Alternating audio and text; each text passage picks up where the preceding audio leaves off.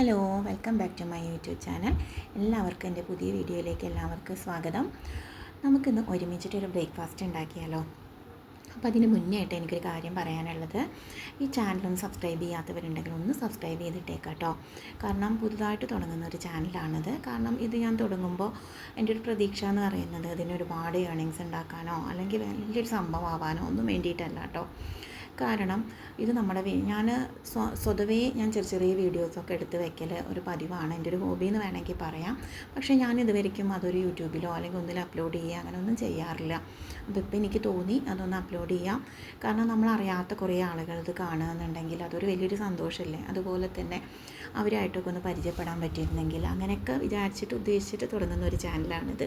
അപ്പോൾ എന്തായാലും നിങ്ങളുടെ ഒരു കമൻറ്റായിട്ടും സബ്സ്ക്രൈബ് ചെയ്തിട്ടും ഒക്കെ ആയിട്ട് നിങ്ങളുടെ ഒരു സപ്പോർട്ട് എനിക്ക് ഉണ്ടാവണം.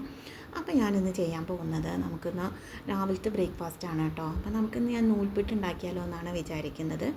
അപ്പോൾ ഞാൻ തമ്മനയിൽ കണ്ട പോലെ തന്നെ എൻ്റെ മോള് ചെറിയ കുഞ്ഞു വാവയായിട്ടിരിക്കുന്ന സമയത്ത് ഒട്ടും കഴിക്കാത്തൊരു സാധനമായിരുന്നു കേട്ടോ ഈ നൂൽപുട്ട് എന്ന് പറയുന്നത്.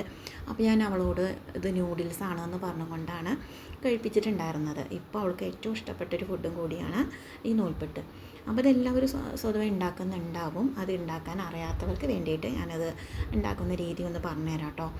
ആദ്യം തന്നെ നൈസായിട്ടുള്ള പൊടി എടുക്കുക. പത്തിരിപ്പൊടി മാതിരത്ത് വളരെ നൈസായിട്ടുള്ള അരിപ്പൊടി എടുക്കുക. അത് നന്നായിട്ടൊന്ന് ചൂടാക്കിയെടുക്കുക കേട്ടോ. നന്നായിട്ടെന്ന് പറഞ്ഞാൽ ഒരുപാട് ചൂടാക്കണ്ട, കുറച്ചൊന്ന് ചൂടാക്കിയിട്ട് എടുക്കുക.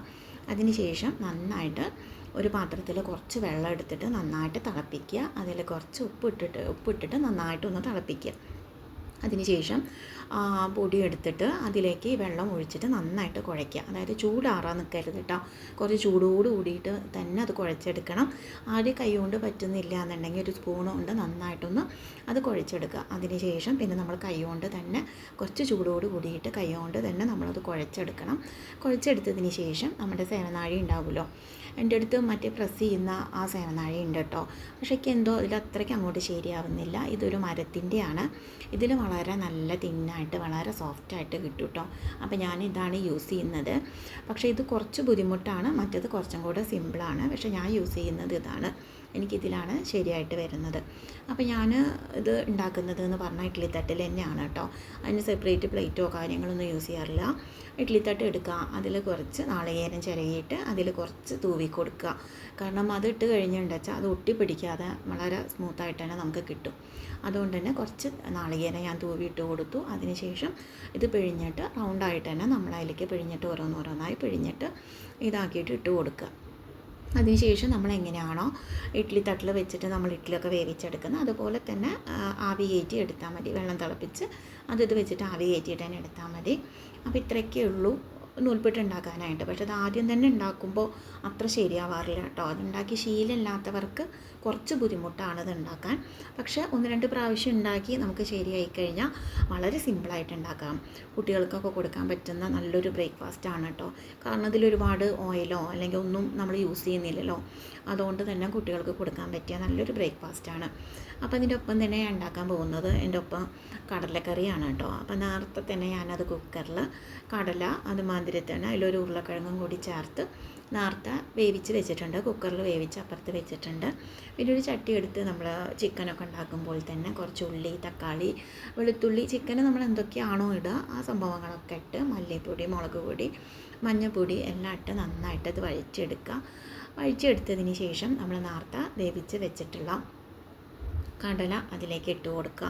എന്നിട്ട് പിന്നെ അതൊന്നും കൂടി വെച്ചിട്ട് ഒന്നും കൂടെ വേവിച്ചെടുത്ത് കഴിഞ്ഞാൽ നമ്മളൊപ്പം തന്നെ നമ്മുടെ കടലക്കറിയും കൂടി റെഡിയായി. നമ്മൾ നൂൽപുട്ടിന് ഏറ്റവും ബെസ്റ്റായിട്ടുള്ള ഒരു കോമ്പിനേഷനായിട്ട് എനിക്ക് തോന്നിയിട്ടുള്ളത് ഇതാണ് കേട്ടോ. ഞങ്ങളുടെയൊക്കെ ഈ ഭാഗത്ത് ഇതിന് പറയുന്നത് നൂൽപുട്ട് എന്നൊക്കെയാണ് കേട്ടോ. നിങ്ങളുടെ ഓരോ സൈഡിലും ഇതിന് ഓരോ പേരുണ്ടാവും. അപ്പോൾ നിങ്ങളുടെ സൈഡിൽ എന്താണ് ഇതിന് പറയുക എന്നുള്ളത് ഒന്ന് ജസ്റ്റ് ഒന്ന് കമൻറ്റ് ചെയ്യുക. അപ്പോൾ ഇതാ നമ്മുടെ കടലക്കറി ഏതാണ്ട് ആയിക്കഴിഞ്ഞു. അതിനോടൊപ്പം തന്നെ നമ്മുടെ നൂൽപുട്ടും ആയിട്ടുണ്ടാവും. അതെല്ലാം ചെയ്ത് വെച്ച് കഴിഞ്ഞാൽ പിന്നെ ഒരുപാട് സമയമൊന്നും വേണ്ട കേട്ടോ. ജസ്റ്റ് ഒരു 10 മിനിറ്റ് ഒന്ന് ആവി കയറ്റി എടുത്താൽ തന്നെ പെട്ടെന്നാവും. കാരണം വളരെ തിന്നായിട്ടാണല്ലോ നമ്മൾ ഉണ്ടാക്കുന്നത്. വളരെ സോഫ്റ്റായിട്ട് തന്നെ കിട്ടും. വളരെ നൈസായിട്ട് നൂഡിൽസിനേക്കാളും ടേസ്റ്റോട് കൂടിയിട്ടുള്ളതാണ് കേട്ടോ. അപ്പോൾ അത് ഉണ്ടാക്കിയിട്ടില്ലാത്തവരുണ്ടെന്നുണ്ടെങ്കിൽ ഇതൊന്ന് ട്രൈ ചെയ്ത് നോക്കുക. ആദ്യം കുറച്ച് ബുദ്ധിമുട്ടൊക്കെ ഉണ്ടാവും. അത് 1-2 പ്രാവശ്യം ഉണ്ടാക്കി കഴിഞ്ഞാൽ വളരെ സിമ്പിളായിട്ട് തന്നെ നമുക്ക് ഉണ്ടാക്കാൻ പറ്റും. അപ്പോൾ ഇതാ നമ്മുടെ നൂൽപ്പെട്ട് റെഡി ആയിട്ടുണ്ട്. അതിനൊപ്പം തന്നെ നല്ല രുചികരമായിട്ടുള്ള കടലക്കറി റെഡി ആയിട്ടുണ്ട്. അപ്പോൾ ഇന്നത്തെ ബ്രേക്ക്ഫാസ്റ്റ് എല്ലാവർക്കും ഇഷ്ടപ്പെട്ടു എന്ന് വിചാരിക്കുന്നു. അപ്പോൾ ഇഷ്ടപ്പെട്ട എല്ലാവരും ചാനൽ ഒന്ന് ലൈക്ക് ചെയ്യുക. അതുപോലെ തന്നെ നേരത്തെ പറഞ്ഞ പോലെ തന്നെ സബ്സ്ക്രൈബ് ചെയ്തിട്ട് ഒന്ന് സപ്പോർട്ട് ചെയ്തേക്കാം കേട്ടോ. അപ്പോൾ ഇതേപോലെയുള്ള ഒരുപാട് വീട്ടിലത്തെ വിശേഷങ്ങളും ഒക്കെ ആയിട്ട് നമുക്ക് മറ്റൊരു വീഡിയോ ആയിട്ട് നമുക്ക് വീണ്ടും കാണാം. അപ്പോൾ ഓക്കെ, ബൈ ബൈ.